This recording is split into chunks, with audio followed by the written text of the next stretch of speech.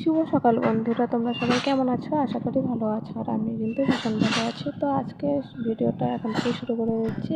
ঘুম থেকে উঠে বাসি কাজ করে তারপর বিছানাটা গুছিয়ে নিচ্ছি, তারপর চান করে তারপর চলে গেলাম রান্না করতে।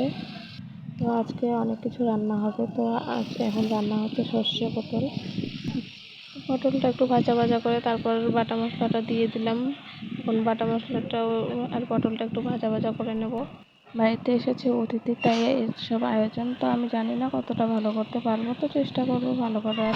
রসও খায় না, তাই মাছ রান্না করবো। আর আমার সর্ষে পটলটা ভাজা ভাজা হয়ে গেছে। এখন একটু জল দিয়ে দিয়ে তারপর আবার একটু জল দিয়ে নেবো। তোমরা সবাই সঙ্গে থাকো, তাহলেই দেখতে পারবে কি কী রান্না হয়েছে আজকে। তো আমার সর্ষে পটলটা কমপ্লিট, দেখো কত সুন্দর ফাইনাল লুক এসেছে। তো হয়েছে মাছের তেলের বড়া, মাছ ভাজা, তারপর সর্ষে পটল, তারপর মাছ দিয়ে ঝিঙে আলু দিয়ে ঝোল, শাক ভাজা, কাঁকরোল ভাজা, তারপর কচুরলতির চচ্চড়ি, তো পাঁপড় ভাজা।